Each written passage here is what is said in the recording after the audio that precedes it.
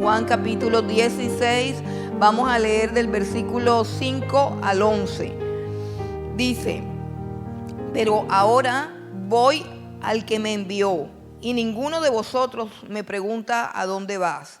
Antes, porque os he dicho estas cosas, tristeza ha llenado vuestro corazón. Pero yo os digo la verdad, os conviene que yo me vaya, porque si no me fuera, el Consolador no vendría a vosotros. Mas si me fuere, os lo enviaré. Y cuando Él venga, convencerá al mundo de pecado, de justicia y de juicio. De pecado por cuanto no creen en mí, de justicia por cuanto voy al Padre y no me veréis más, y de juicio por cuanto el príncipe de este mundo ha sido ya juzgado. Hay cosas, los discípulos están tristes y no sin motivo, pero la Biblia nos enseña que hay cosas que nos entristecen, pero que en realidad debieran ser motivos de gozo. Repito, hay cosas que nos entristecen, pero que en realidad deberían ser motivos de gozo, porque Dios las ha ordenado para bien, porque suceden para nuestro bien, porque vienen a producirnos una bendición. El problema que hay detrás de nuestra equivocada tristeza, es decir, del hecho de que nos entristecemos por cosas que nos deberían alegrar, es casi siempre porque no comprendemos o porque no entendemos lo que sucede. Casi siempre el motivo real de nuestra tristeza es por nuestra ignorancia, por nuestra incapacidad de ver más allá de nuestras narices, por nuestra corta visión, porque tenemos una perspectiva muy estrecha de las cosas y no podemos ver todo en conjunto. Entonces, por eso nos entristecemos, porque realmente no sabemos evaluar las circunstancias. El Señor Jesús está diciendo unas cosas bien importantes aquí a sus discípulos, y la primera que dice es que a los discípulos les conviene que Él se vaya, les conviene que yo me vaya. Ahora, esa frase produjo tristeza en el corazón de los discípulos. ¿Por qué? Porque los discípulos, si hemos leído la Biblia, si hemos leído los evangelios, resulta que los discípulos dependían enteramente del Señor Jesucristo. Y cuando digo que dependían enteramente del Señor Jesucristo, es que es enteramente, o sea que no había ningún área de su vida. El área emocional, el área física, el área mental, la parte económica, la parte financiera, todo estaba siendo socorrido y sustentado por la persona visible del Señor Jesucristo. Como hombres, ellos habían encontrado el sustento de sus vidas en la persona del Señor Jesucristo. Y no es que eran ningunos vagos, no es que eran ningunos sinvergüenzas, no, sino que ellos obedecieron a Jesús cuando los llamó y dejaron sus casas, dejaron sus trabajos, dejaron sus ocupaciones, dejaron sus barcas, dejaron sus redes, dejaron sus negocios. Algunos tenían negocios prósperos como los que recaudaban impuestos, que también manejaban cierto tipo de ganancias y de dinero un poco ilícito. Entonces, dejaron todo lo que ellos tenían, todo lo que representaba su comodidad y su seguridad, y comenzaron a vivir en completa dependencia del Señor Jesucristo, una dependencia íntima y profunda. Sus emociones, sus afectos, su paz mental, todo descansaba en la persona del Señor Jesucristo. El Señor Jesucristo era alguien que ellos habían visto cómo alimentaba a 5,000 familias, cómo hacía que unos cuantos peces y unos cuantos panes se multiplicaran. Ellos habían visto que en medio de la tormenta, el Señor Jesucristo con una sola palabra daba la orden y la tormenta inmediatamente se calmaba. Ellos habían visto cómo el Señor pues hacía todas las obras que conocemos de sanidad, de resurrecciones, de sustento.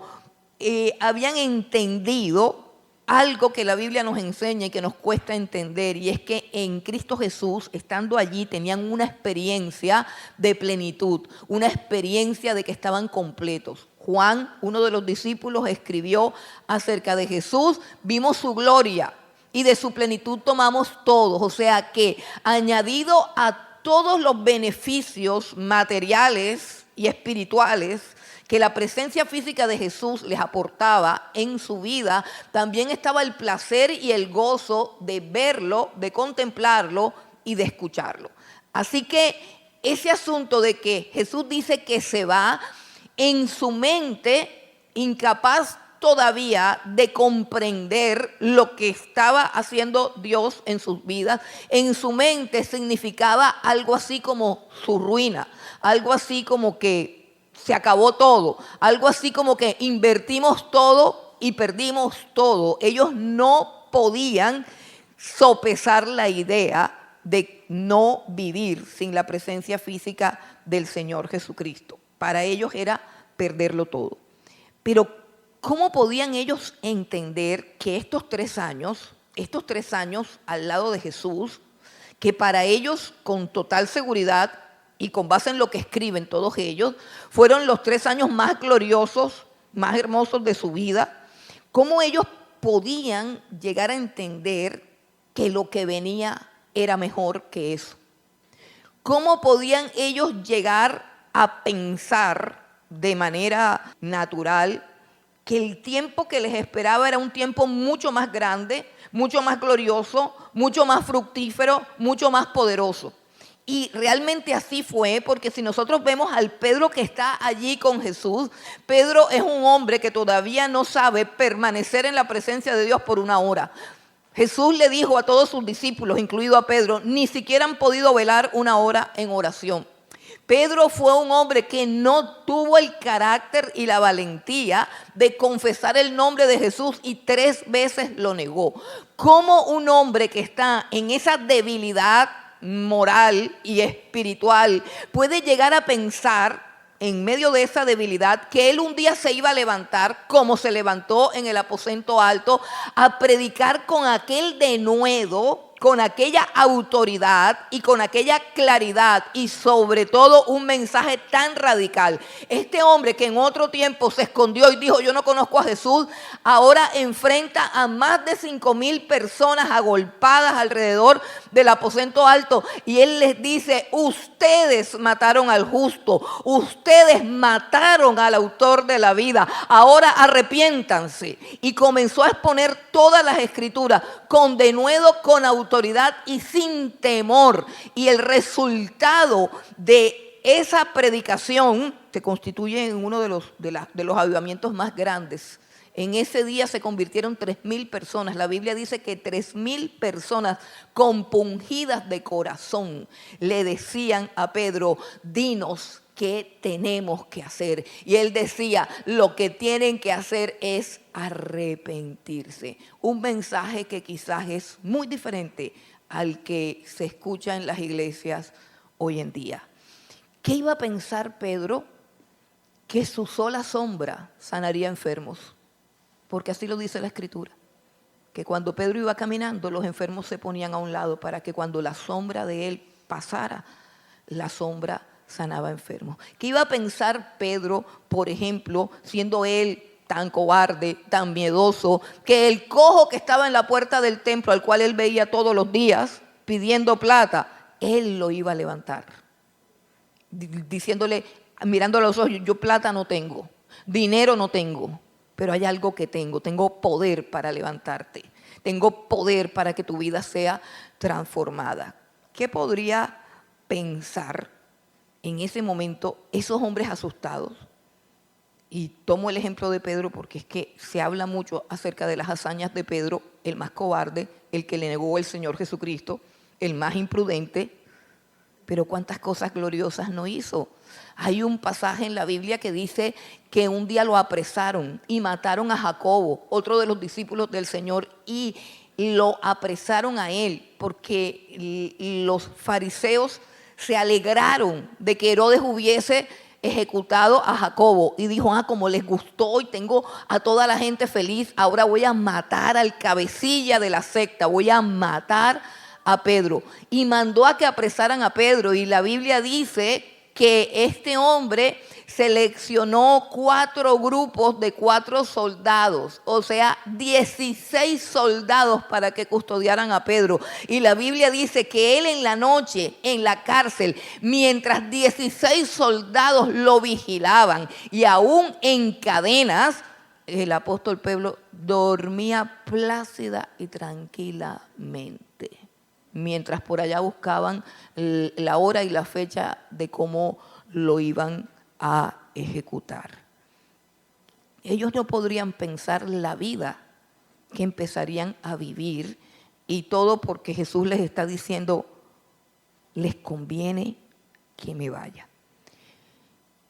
Pero lo más importante es cómo hacemos nosotros hoy para entender que el Espíritu Santo en nosotros, que el poder de Dios en nosotros nos hace mucho más afortunados que a aquellos que estuvieron 3 años con el Señor Jesús en persona. ¿Cierto que eso casi nadie lo puede digerir? Eso no lo podemos digerir. No, ¿cómo así? ¿Cómo así? Que tener el Espíritu Santo es más conveniente ahora que yo tenga el Espíritu Santo que haber vivido 3 años, porque hay gente que dice, ay, si yo hubiera vivido en esos 3 años, si hubiera conocido al Señor, yo le hubiera servido y le hubiera seguido. Mentira. Mentira. Porque ahora tienes el Espíritu del Señor y tampoco le sirves.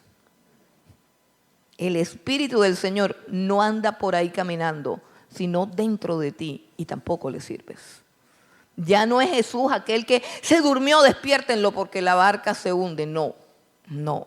El apóstol Pablo hizo una tremenda oración en la carta a los Efesios, rogándole a Dios que abriera los ojos de nuestro entendimiento para que cada uno de nosotros, los que hemos creído en el Señor Jesucristo, pudiésemos entender cuál es la supereminente grandeza de su poder que actúa ahora mismo en nosotros y que resucitó a Cristo de los muertos. El poder de Dios que levantó a Jesucristo de los muertos está dentro de ti si tú has creído en el Señor Jesucristo. Y eso hace que todo lo que Él ha dicho anteriormente, el que cree en mí, cosas mayores hará. Así que el problema que tenemos es, como siempre, de fe. El problema es de fe, que es tan fácil decir yo creo, pero realmente no hemos creído. Les conviene que me vaya, dijo el Señor. Ahora también dijo, ¿y si no me fuere? Porque si no me fuere, dice el siguiente versículo, dice, porque el versículo 7, porque si no me fuera, o sea, si no me fuera, el Consolador no vendría a vosotros, mas si me fuere, pues yo lo enviaré. Bueno, hermanos, el Consolador es el Espíritu de Dios. Tiene varios nombres. Aquí el Señor Jesús lo llama el Consolador. En otras partes se llama el Espíritu Santo, en otras partes se llama el Abogado, en otras partes se llama el Espíritu del Padre y en otras partes se llama el Espíritu de Cristo. En otras partes se llama el Espíritu de adopción, que hace que clamemos a Dios como nuestro Padre, y es el Espíritu Santo de Dios, la promesa del Padre. No es algo que en ese momento fuera nuevo. La promesa del Padre por excelencia, la promesa de Dios a la humanidad a través de los siglos, desde que llamó a Abraham y le dijo, serás bendición y en tu simiente bendeciré a todas las naciones, en ti serán benditas todas las naciones de la tierra. Esa bendición de Dios que fue dada a Abraham desde el Antiguo Testamento, no son casas, ni son carros, Ni es nada de eso, porque esas mismas cosas las da el diablo a los que le siguen. No es sino que cualquier loco que quiera ser famoso o que se quiera ganar un Grammy o que se quiera ganar un Oscar o que quiera tener dinero y poder, vaya y haga un pacto con el diablo para que vea que todo el mundo grita cuando lo ven y se convierte en un millonario de la noche a la mañana. Dios no es así. Dios da mejores cosas. La Biblia dice claramente que el pacto que nosotros tenemos en Cristo Jesús es superior al pacto que tenía Israel. Ni siquiera Israel pudo disfrutar en su plenitud de esta promesa, sino unos cuantos hombres. La Biblia dice en el libro de Hebreos que este pacto que fue sellado con la sangre de Cristo es superior al pacto de Moisés, de la ley, porque fue establecido con mejores promesas. Y esas mejores promesas que nosotros hoy tenemos es que Dios prometió derramar de su espíritu sobre todo aquel que creyera en el Señor Jesucristo. Mire, de esto hablaron todos los profetas. Nosotros podemos hacer un estudio de todos los profetas y todos los profetas anunciaban este derramamiento del Espíritu Santo. Tenemos, por ejemplo, a Isaías, capítulo 44, versículo 3, dice: porque yo derramaré aguas sobre el sequedal y ríos sobre la tierra árida. Mi espíritu derramaré sobre tu generación y mi bendición sobre tus renuevos. Y brotarán entre hierba como sauces junto a las riberas de las aguas.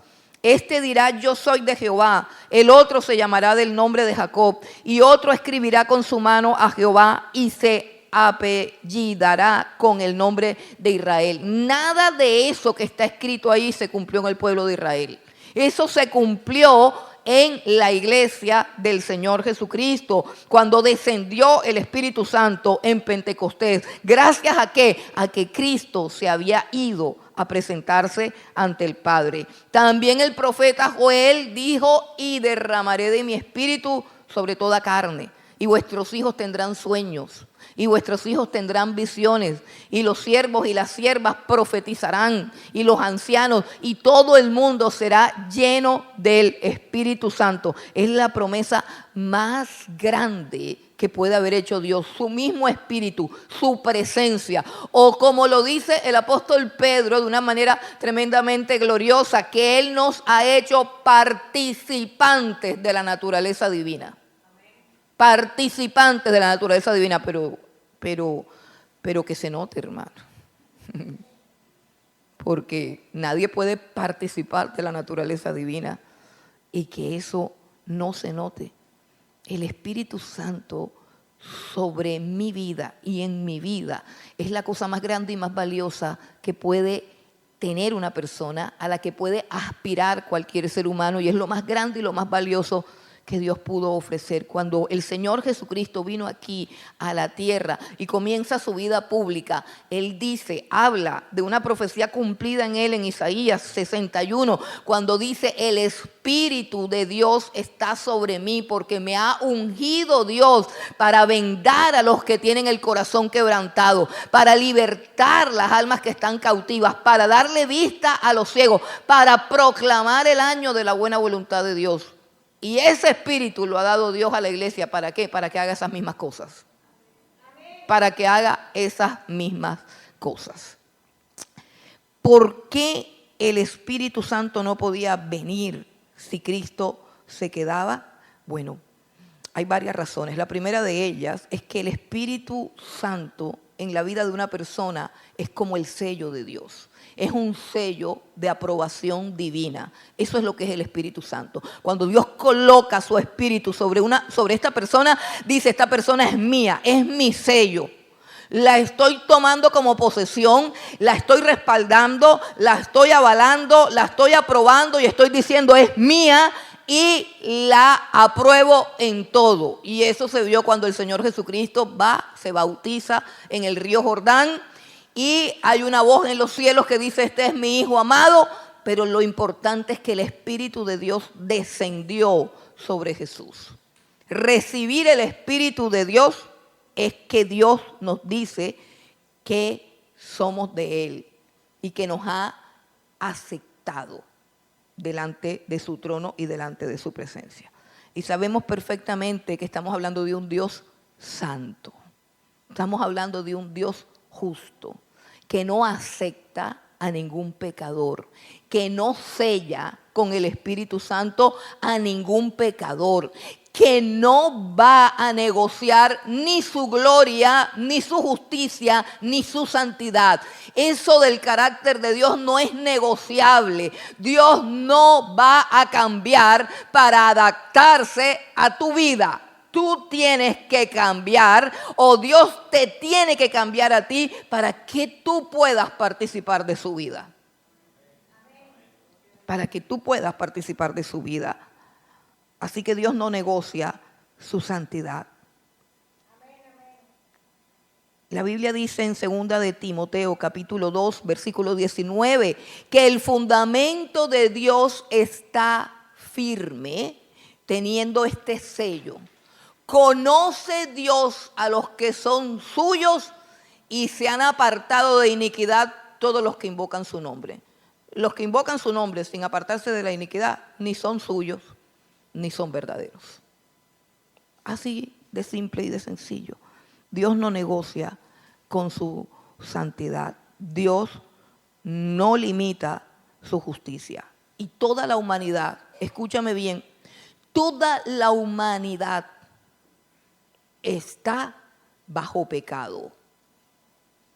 Toda la humanidad está bajo la ley y toda la humanidad está bajo maldición, excepto aquellos que han sido lavados, excepto aquellos que han sido comprados, excepto aquellos que han sido sellados, excepto aquellos que de verdad han creído. El resto de la humanidad está bajo la ley y el que está bajo la ley está bajo maldición. Porque eso es lo que dice la ley. Maldito todo aquel que no permaneciere en los mandamientos de esta ley cumpliéndolos. Y nadie que yo sepa los ha podido cumplir. Quiero leértelo en Gálatas. Quiero leerte algo en Gálatas capítulo 3, versículos 13 y 14. Para que entendamos ¿por qué no podía venir el Espíritu Santo si Cristo no se iba? Dice Gálatas 3, 13 y 14. Cristo nos redimió de la maldición de la ley. Si tú estás sin Cristo, estás bajo la maldición de la ley. Cristo nos redimió de la maldición de la ley, hecho por nosotros maldición, porque está escrito: maldito todo el que es colgado en un madero. ¿Para qué lo hizo? Versículo 14. Para que en Cristo Jesús la bendición de Abraham, ¿recuerdan lo que Dios le dijo a Abraham? Y en ti serán benditas todas las familias de la tierra. Para que en Cristo Jesús la bendición de Abraham alcanzase a los gentiles, a fin de que por la fe recibiésemos ¿qué cosa? La promesa del Espíritu Santo, el Espíritu que nos hace hijos, el Espíritu que hace la obra de Dios en nuestros corazones, porque no podemos hablar de qué es lo que hace, porque es algo supremamente profundo, intenso. Por eso es que Cristo tenía que irse. Juan capítulo 7, versículo 37, dice Jesús: si alguno tenga sed, venga a mí y beba. El que cree en mí, como dice la Escritura, de su interior correrán ríos de agua viva. Esto lo dijo Jesús del Espíritu que habrían de recibir los que en Él creyeran, porque Él todavía no había sido glorificado. Glorificado. El Espíritu vendría después de que Cristo subiera al Padre. Si Cristo no muere, la deuda de tu pecado no se hubiese cancelado. Pero Cristo murió. Su sangre se derramó. El cordero fue inmolado. La ofrenda de su cuerpo crucificado satisfizo las demandas de justicia y santidad de Dios que son inalcanzables para nosotros. Nuestras iniquidades fueron perdonadas porque Él murió por nuestro pecado. Fue cubierto nuestro pecado. Su justicia perfecta nos fue transferida, regalada, imputada, colocada como un vestido.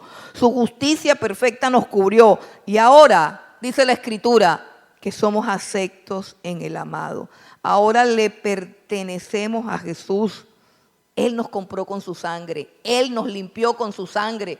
Él nos perdonó la deuda a través del sacrificio de la cruz. Y por eso Él envió su Santo Espíritu.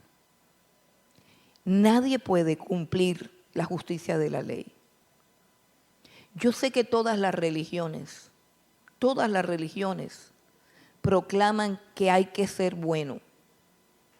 Y nadie, dice la Escritura, es bueno. La Biblia dice no hay justo ni aún uno. No hay quien busque a Dios. Cuando vamos a una iglesia estamos buscando un beneficio personal. O tenemos problemas matrimoniales, o tenemos problemas económicos, o tenemos problemas mentales, o tenemos problemas emocionales. Pero lo que vinimos a buscar es que nos resolvieran el problema, pero no estamos buscando a Dios. Nadie busca a Dios porque el hombre es injusto.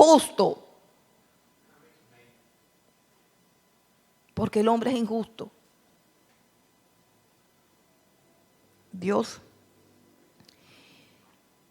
no podía sellarnos con su espíritu en ese estado de injusticia, en ese estado de maldad, porque Dios es un Dios santo. Cristo tenía que morir por nuestros pecados. Cristo tendría que saldar la deuda y Cristo tendría que presentarse al Padre como una ofrenda que el Padre aceptara y dijera: los perdono a todos. Me satisface tu muerte, me satisface tu entrega, me satisface tu obediencia, me satisface tu justicia. Ahora los perdono a todos los que sean tuyos. Los que sean de Jesús, los que estén en Cristo Jesús. Por eso Jesús dice: les conviene que yo me vaya, porque les enviaré el Consolador. Ahora, ¿cómo lo enviaría?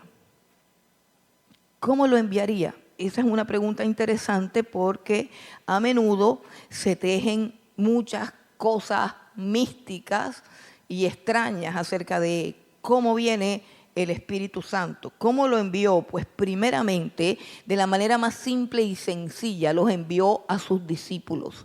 Dice: vendrá el Consolador. Los envió a sus discípulos. Discípulos que ya habían creído en el Señor Jesucristo y que ya habían sido perdonados y justificados por su fe. Por su fe en el Hijo de Dios. Habían sido perdonados, habían sido aceptados, habían sido aprobados por Dios con base en la justicia de la fe. Y a estos discípulos vino el Espíritu Santo. Todos conocemos la historia de cómo se derramó el Espíritu Santo el día de Pentecostés. Pero quiero seguir con el relato del Señor Jesucristo, cuando en el versículo 8 dice: y cuando Él venga, convencerá al mundo de pecado, de justicia y de juicio. Miren esto, ustedes recuerdan que en las palabras anteriores el Señor Jesucristo estaba advirtiendo acerca de la persecución. Antes había dicho acerca de todas las bendiciones, de poder hacer obras mayores, de que el Padre y el Hijo vendrían a nuestras vidas y harían morada en nosotros. Antes de eso había dicho que todo lo que le pidiéramos en su nombre al Padre, Él mismo lo haría. Y todas esas cosas que había dicho, pero también dijo que sufriríamos persecución. Y esa persecución vendría del mundo, porque nosotros no somos del mundo, pero sí hemos sido enviados al mundo. Y dice Jesús: cuando Él venga, convencerá al mundo de 3 cosas que el mundo tiene que ser convencido. Y la primera cosa de la cual te tienes que convencer es de pecado. De pecado. La primera cosa de la cual el Espíritu Santo viene a convencerte es de que eres un pecador.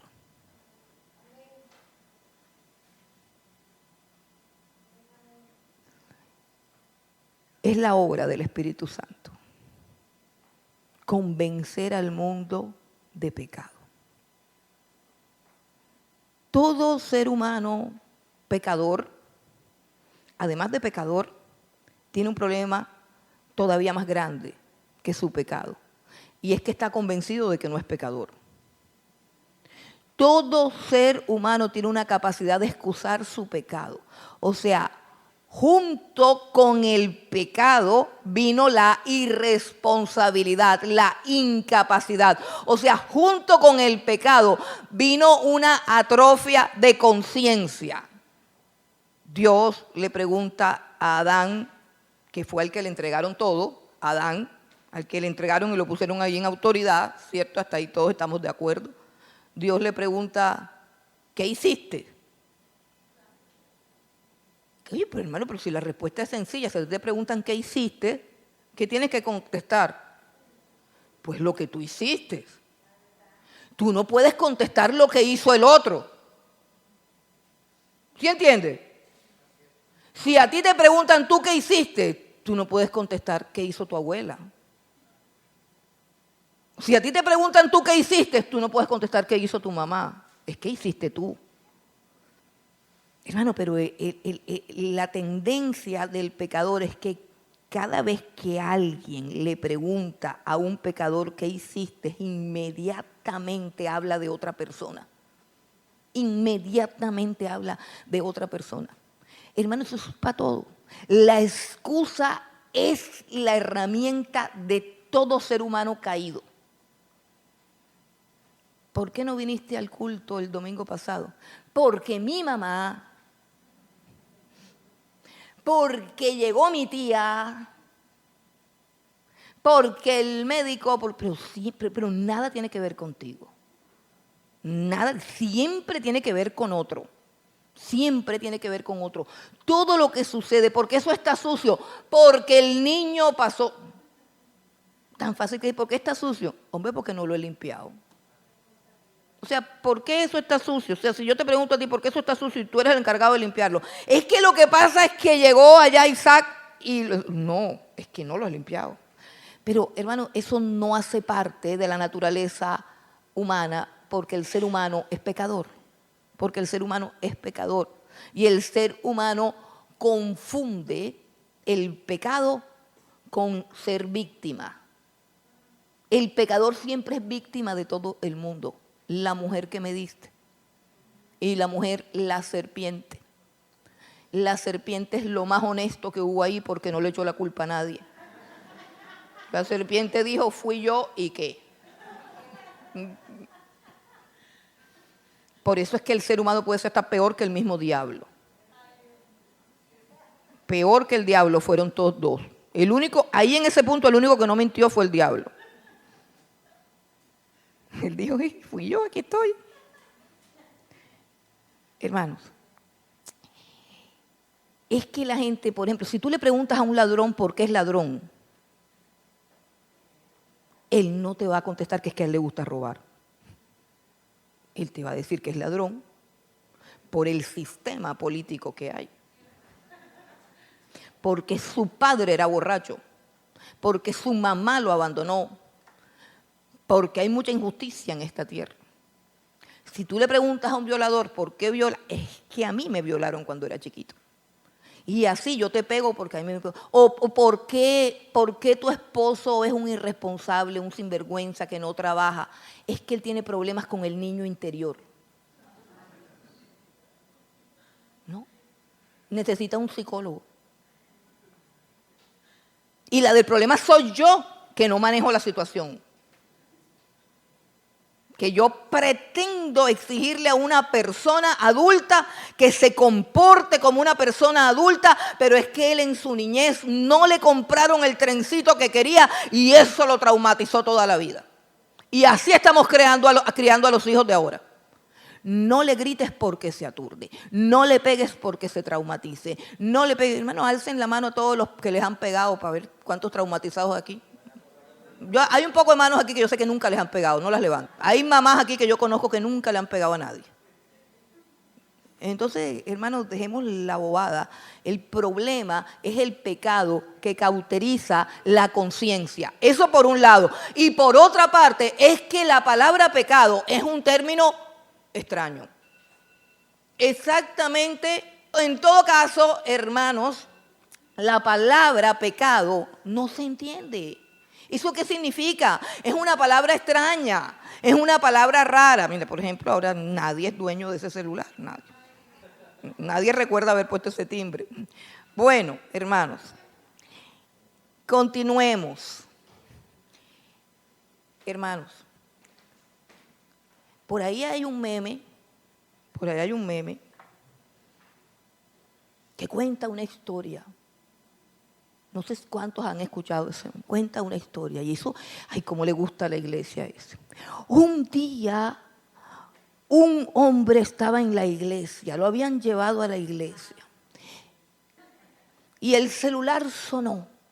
Y el pastor lo regañó. Y los ujieres lo maltrataron. Y todo el mundo abusó de él y todo el mundo lo ultrajó. Y salió avergonzado de la iglesia y caminó rumbo al bar de la esquina. Y allá en el bar de la esquina llegó con su cara avergonzada y triste. Y el barman le dijo, ¿qué te pasa? Y le sirvió un trago. Y llegaron los otros borrachos y todos lo rodearon. Y él comenzó a desahogarse de la maldad que le habían hecho en la iglesia cristiana. Y le dieron trago gratis. Y lo consintieron y lo abrazaron. Y por eso es que él no volvió a la iglesia. Y por eso es que todos los días se va para el bar. ¿No han oído eso? Y todos los pastores, amén, aleluya. La única atravesada que escribió que eso no era así, fui yo. Y eso me empezaron a dar palo a mí, pero como a mí eso no me importa. Porque yo no tengo corazón de cristal. Yo sé en quién he creído. Y la persona que está aquí es digna de mayor honra que Shakira. Es digna de mayor honra que los que juegan fútbol. La persona que adoramos es digna de suprema adoración. Y todo el que entra por esa puerta lo debe aprender. Porque aquí Dios está buscando adoradores que le adoren en espíritu y en verdad. Y no niños pechichones, hermanos, porque esta película se está acabando ya. Esta película se está acabando ya. Yo conozco, aquí hay muchos hermanos que les ha sonado el celular y a todos los he regañado, hermano. Así que por eso digo, hermano, que no se preocupe, que usted permanezca ahí, suene o no suene su celular. No se vaya, que Cristo lo quiere con el celular y sin el celular. Pero usted debe amar a Cristo sin celular. Bueno, continuamos. Hermanos, hablar de pecado hay que hacer un curso. Hay que hacer un curso. ¿Qué es pecado? Hermano, ¿qué es pecado? Pecado, dice el término, es infracción de la ley. El término amartía viene de errar al blanco. Usted, imagínese un blanco, usted tira la flecha y aunque caiga cerca, usted ha errado. ¿Sí entiende? Eso es pecado. Pecado es no conformarse a la ley de Dios. Pecado es no vivir para la gloria de Dios cuando le pertenecemos a Dios y vivimos por Dios. Pecado es que yo mienta con esta boca que creó Dios para decir la verdad y no para decir mentiras. Pecado es robarle a Dios lo que es de Dios. Pecado es no amar al prójimo, pecado es mentir, pecado es codicia, pecado es vanidad, pecado es todo lo que está lejos de la justicia de Dios. Eso es pecado. Eso es pecado. Dios merece la gloria, la honra, el honor y la obediencia de tu vida, al 100%. Pero no siempre es así. Lo sabemos, pero no siempre lo hacemos. No siempre es. Conformarse con la ley de Dios es imposible para el hombre pecador. Es imposible para el hombre pecador. Dios dice que ni los mentirosos, ni los fornicarios, ni los hechiceros. Y una lista más larga que no podemos enumerar. Ninguno de ellos entrará al reino de los cielos. Hermanos, pero hay un pecado más grande, porque aquí dice claramente que lo convencerá de pecado, versículo 9, por cuanto no creen en mí. De pecado por cuanto no creen en mí. Pecado es cualquier infracción de la ley.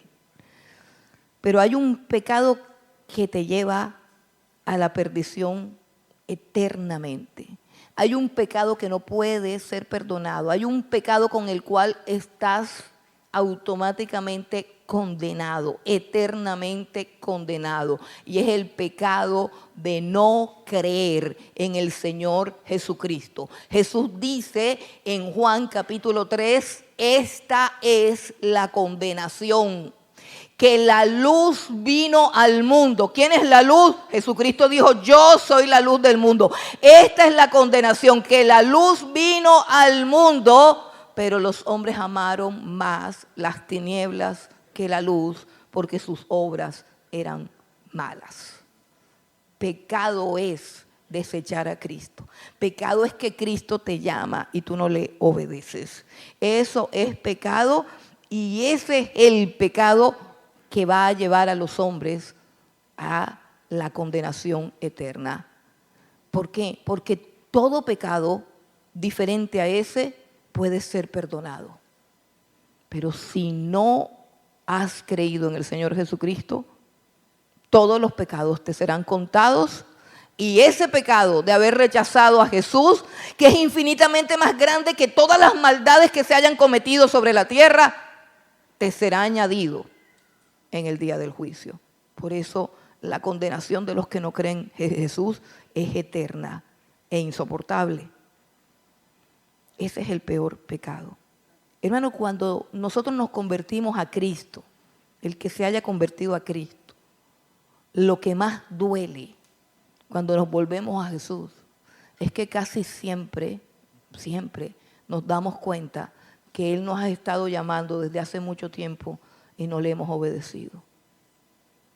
Cuando nos convertimos a Jesús, hay un proceso de dolor profundo, porque Dios nos abre los ojos para que veamos el pecado, para que veamos la maldad, pero juntamente con ese despertar de mi culpa y de mi maldad, hay también un despertar hacia quién es la persona de Jesús, hacia la grandeza de su amor, hacia la magnitud de su sacrificio, hacia el valor de su sangre y hacia todo el tiempo en que ha estado pacientemente esperando que nos volvamos a Él. Y eso produce un dolor en el corazón.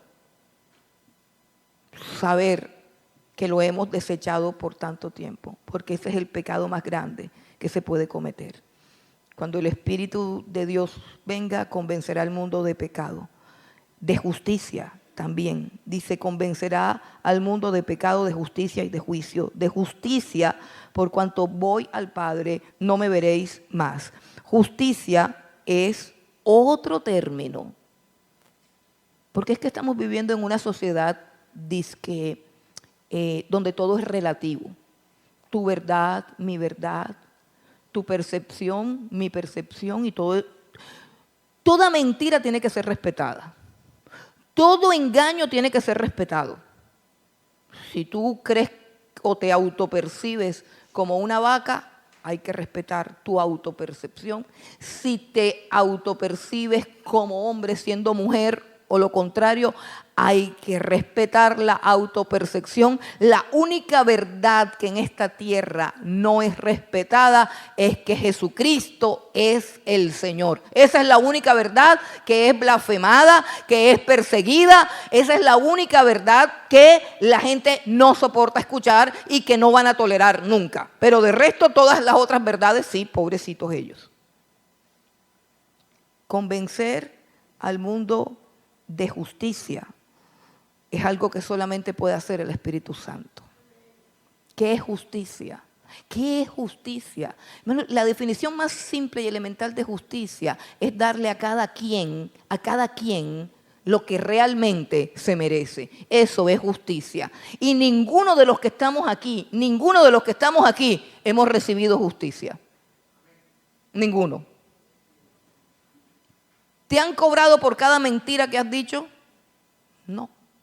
¿Te han castigado por cada mal pensamiento, por cada deseo de que a fulano le vaya mal? ¿O por aquella alegría cuando a tu enemigo le pasó algo malo? ¿Te han juzgado por cada pensamiento de lujuria o de lascivia que ha pasado por tu mente? ¿Has recibido el castigo que mereces por todas las cosas que has hecho? No. No hemos recibido justicia. Desde que nos levantamos, hermano, lo que recibimos es misericordia. Tú te levantaste esta mañana y abriste tus ojos no por justicia, porque por justicia no tenías derecho a abrir los ojos. Tú te levantaste esta mañana y abriste tus ojos porque sus misericordias son nuevas cada mañana. Justicia es decir la verdad siempre. Justicia es hacer su voluntad siempre. La justicia de Dios, la justicia que Dios demanda, la justicia que Dios exige, ninguno de nosotros la puede alcanzar. Ninguno de nosotros la puede alcanzar. Pero quiero decirte que hay una justicia superior a la justicia que se puede conseguir portándose bien. Hay una justicia que es superior a la de los fariseos. Hay una justicia que es superior a la de Daniel. Hay una justicia que es superior a la de Juan el Bautista. Hay una justicia que es superior a la de Job. La justicia perfecta de Jesucristo, nuestro Rey. Esa es la única justicia que va al cielo. Esa es la única medida de una criatura que puede estar delante de Dios. La medida de la estatura de un varón perfecto que es Cristo Jesús. Escucha, yo sé que a todo el mundo aquí le han dicho que van para el cielo. Y yo quiero decirte que no es posible que nadie vaya al cielo por portarse, entre comillas, bien. Porque nada más con la única mentira que has dicho en tu vida, que por supuesto no es una, pero vamos a suponer que sea una.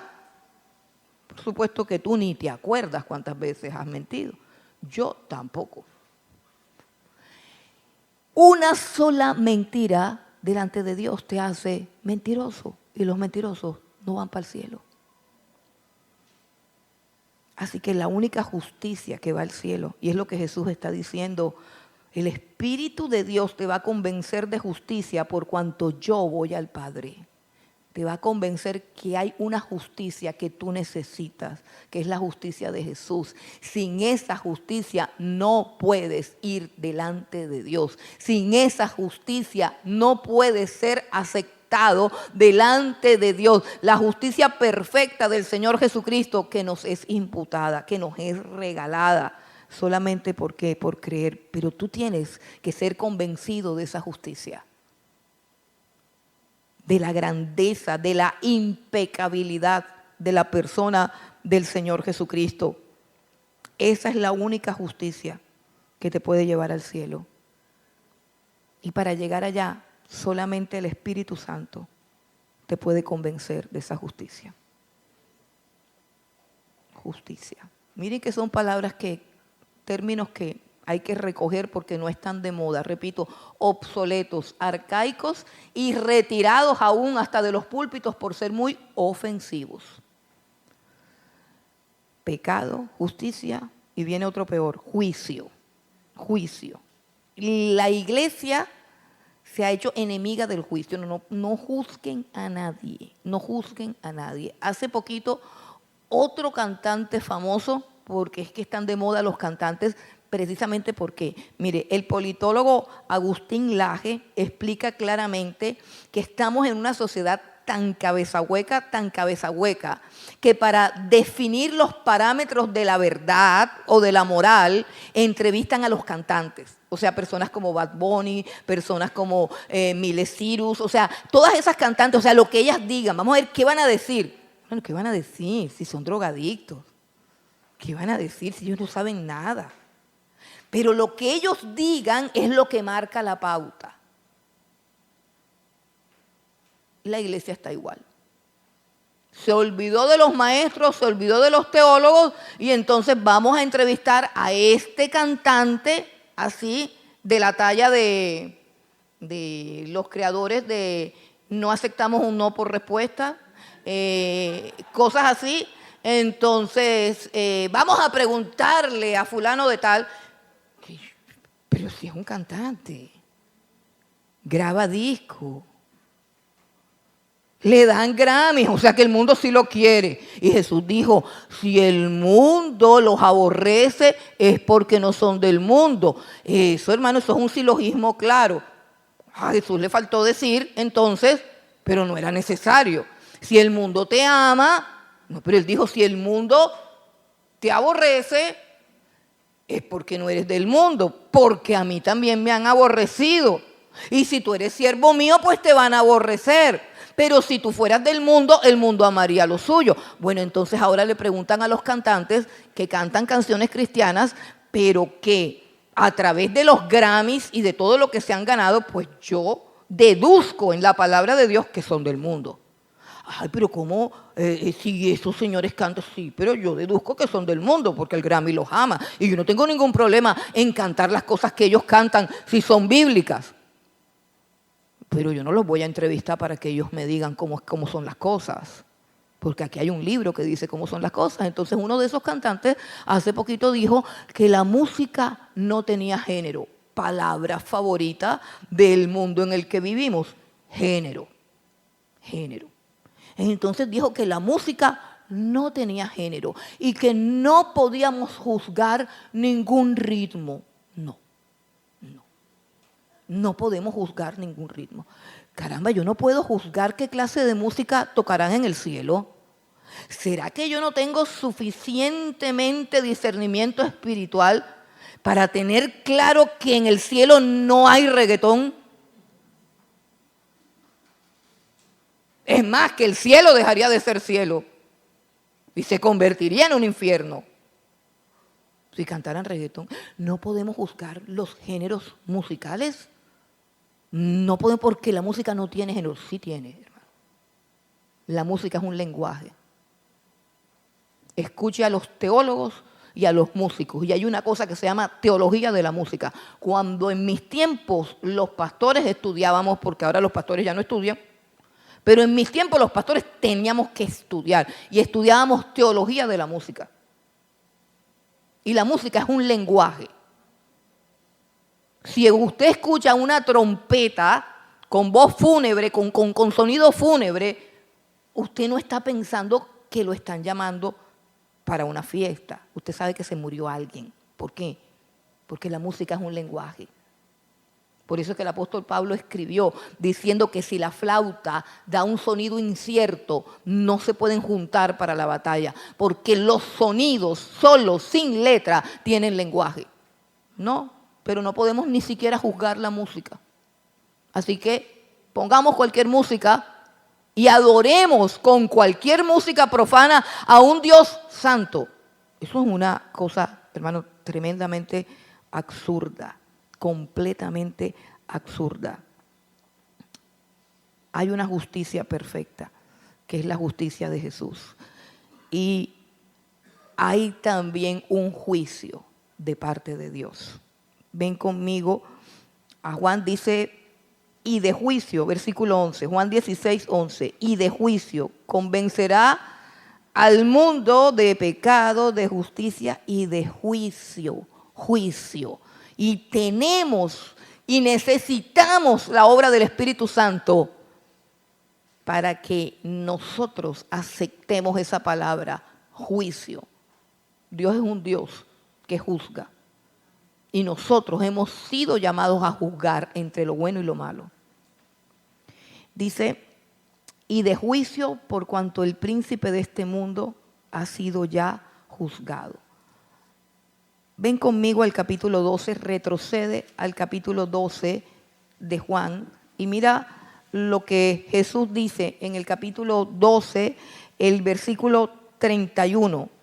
Dice Jesús, en el momento previo a su crucifixión, ahora es el juicio de este mundo. Ahora el príncipe de este mundo será echado fuera. Y Colosenses, ya sabe lo que dicen Colosenses, que clavó el acta de los decretos que nos era contraria. La clavó en la cruz y despojó a los principados y a las potestades y triunfó sobre ellos en la cruz. Ahí en la cruz fue enjuiciado el diablo y todo el mundo. ¿Sí entiende? En la cruz del Calvario el mundo entero fue juzgado junto con Satanás. De tal manera, hermanos, que los que aceptan el sacrificio de la muerte de Jesús han sido perdonados y justificados. Y los que no lo aceptan han sido condenados. Han sido condenados. En la cruz del Calvario, el diablo fue destruido. Ven conmigo a Hebreos. Ven conmigo a la carta de Hebreos.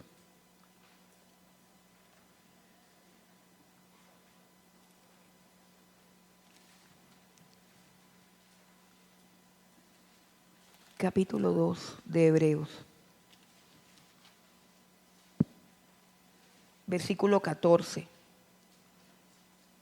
Dice, así que, por cuanto los hijos participaron de carne y sangre, él también participó de lo mismo para destruir por medio de la muerte, o sea, por medio de su propia muerte, al que tenía el imperio de la muerte, esto es, al diablo.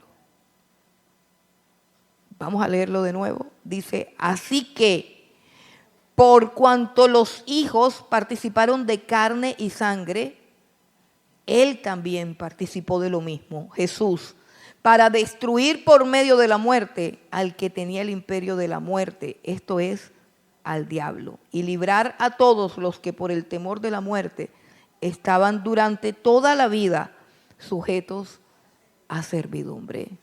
En la cruz del Calvario, Satanás fue destruido. Ven conmigo a Apocalipsis 12 para terminar. Apocalipsis capítulo 12.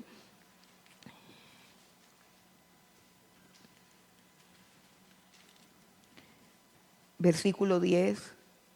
Dice, entonces oí una gran voz en el cielo que decía, ahora ha venido la salvación, el poder y el reino de nuestro Dios y la autoridad de su Cristo, porque ha sido lanzado fuera el acusador de nuestros hermanos, el que los acusaba delante de nuestro Dios día y noche. Y ellos le han vencido por medio de la sangre del Cordero y de la palabra del testimonio de ellos, y menospreciaron sus vidas hasta la muerte. La obra del Espíritu Santo es la que produce arrepentimiento en el corazón.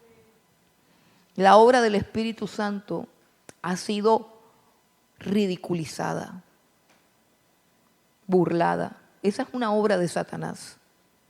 Creer que la llenura del Espíritu Santo tiene que ver con brincos, tiene que ver con saltos, tiene que ver con gritos. Quiero decirte algo. Cuando el Espíritu Santo está orando, lo que hay son lágrimas. Lo que hay es llanto. No hay gritería ni aplausos, hay llanto.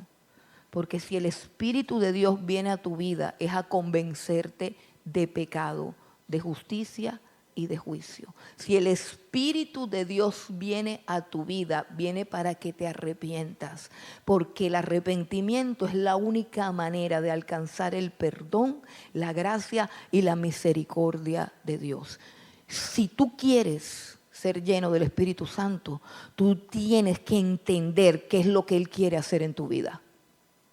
¿Qué es lo que Él quiere hacer en tu vida? Y no estoy hablando del día de tu conversión. Yo te estoy hablando de todos los días. De todos los días de la vida. Porque hay gente que no cambia. Porque hay gente que no saca un tiempo para permitir que el Espíritu de Dios le muestre su pecado. Porque hay gente que no se sienta seriamente a solas con Dios y le dice, examina mi corazón. Y no hay manera de crecer si tú crees que estás bien. Y te lo repito, la música, la operación del Espíritu Santo, el sonido del Espíritu Santo es el sonido de las lágrimas y del llanto. El que llora en la presencia de Dios, ese es el que está siendo limpiado, ese es el que está siendo transformado, ese es el que está teniendo una experiencia con el poder de Dios. Si hay un avivamiento, no tienen que haber risas, ni gritos, ni saltos. Lo que tiene que haber es llanto. Están de moda los avivamientos de concierto. Están de moda los avivamientos de concierto. Concierto y brinco, concierto y brinco. En mi Biblia no aparecen esas cosas como obra del Espíritu Santo. Concierto y brinco, concierto y brinco. Puede darse en la iglesia, pero no es la evidencia de que sea el Espíritu Santo, porque lo que es del Espíritu es único. Y el concierto y el brinco los encuentras también por fuera de la iglesia, y de mejor calidad y con mejor coreografía. No, porque una cantidad de jóvenes brinca, no están llenos del Espíritu Santo. El Espíritu Santo te convence de pecado, de justicia y de juicio. Y si tú quieres ganarte un alma para Cristo, si tú quieres ganarte un alma para Cristo y quieres que el Espíritu Santo trabaje en esa alma para Cristo, tu mensaje tiene que estar de acuerdo al Espíritu Santo. Porque el Espíritu Santo no puede convencer a ningún hombre ni a ninguna mujer de pecado, de justicia y de juicio cuando tú le estás diciendo que hay un plan maravilloso para su vida, que es hijo de Dios, que lo que pasa es que le pegaron cuando era chiquito, que ahora el amor de Dios vino. No, sí, Dios ama al pecador, pero ese no es el evangelio. El amor de Dios es algo que tú tienes que descubrir cuando te arrepientes, cuando vas a la cruz. Pero ese cuentecito del plan maravilloso y de la sanidad interior y de todo eso, eso no produce lo que el Espíritu Santo quiere. Eso está en contra del Espíritu de Dios. Ordena el Evangelio. Porque el Evangelio eterno dice, arrepiéntete porque el reino de los cielos ha llegado. Arrepiéntete. Es el mensaje del Bautista, es el mensaje de Jesucristo, es el mensaje del apóstol Pablo, es el mensaje de todos los apóstoles y será por siempre el mensaje de esta iglesia. Arrepiéntete, porque yo no voy a llegar allá y que me digan que yo estuve aquí entreteniendo gente. No. Necesitamos una iglesia santa, sin mancha y sin arruga, porque yo aquí no me quiero quedar. Lo que viene para esta tierra es horrible. Y hay gente que se va a quedar no porque esté haciendo cosas malas, sino porque no está haciendo nada bueno. No porque ella participe, sino porque ve y calla y no dice nada. Como decíamos ayer, porque no eres ni sal, ni eres ni luz. Nada de eso eres. Ni sal ni luz. Si quieres ser lleno del Espíritu Santo, entiende qué es pecado, qué es justicia y qué es juicio. y entiende qué fue lo que hizo Cristo en la cruz del Calvario. Entiende la grandeza de su obra y vive de acuerdo a eso, por el poder también del Espíritu.